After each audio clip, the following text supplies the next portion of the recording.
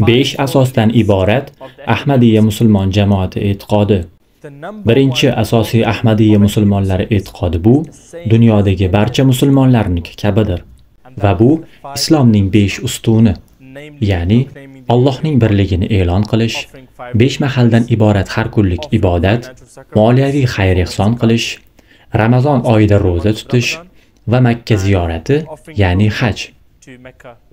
Bu dunyodagi har bir musulmon uchun islomning fundamental asosi hisoblanadi. Ikkinchi asosiy Ahmadiy musulmonlari e'tiqodi bu bizning payg'ambar Muhammad alayhissalomga va u zotning xotaman nabiyin ekanliklariga bo'lgan ishonchimizdir.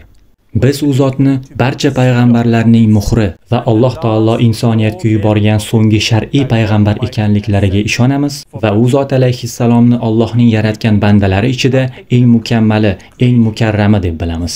Uchinchi asosiy Ahmadiy musulmonlar e'tiqodi bu bizning Qur'oni Karimni insoniyat uchun asosiy mukammal qo'llanma deb bilishimiz va ushbu muqaddas kitob 14 asr muqaddam payg'ambarimiz Muhammad alayhissalomga nozil qilingan ko'rinishida har bir so'zi, har bir harfigacha saqlanib qolinganligiga ishonchimizdir. To'rtinchi asosiy Ahmadiy musulmonlar e'tiqodi bu bizning va'da qilingan Masih va Imom Mahdiyga bo'lgan ishonchimiz. Bugun butun dunyo musulmonlari ham ushbu bashoratga ishonishadi va ular ham Imom Mahdiyni kutishadi. Lekin aynan shu yerda biz ustunlikka egamiz. Biz ishonamizki, payg'ambarimiz Muhammad sallallohu alayhi va sallam bashoratini bergan, va'da qilingan Masih va Mahdiy kelib bo'ldilar.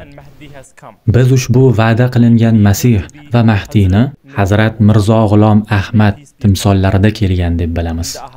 Hadislarda payg'ambarimiz Muhammad sallallohu alayhi va sallam va'da qilingan Masih va Imom Mahdiyga payg'ambarlik maqomini berganlar.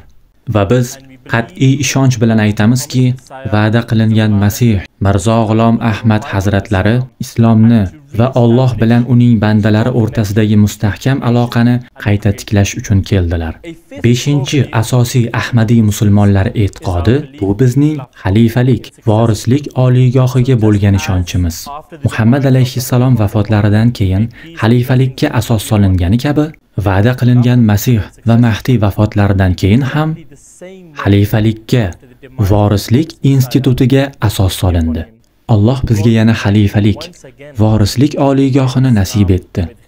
Ahmadiyya xalifaligi va'da qilingan Masih vafotlaridan so'ng barpo etildi va o'z faoliyatini bir asrdan ortiq vaqtdan beri ijobiy yuritib kelmoqda. Ayni paytda biz va'da qilingan Masihning 5-xalifasi Hazrat Mirzo Masrur Ahmad davrlarida yashayapmiz.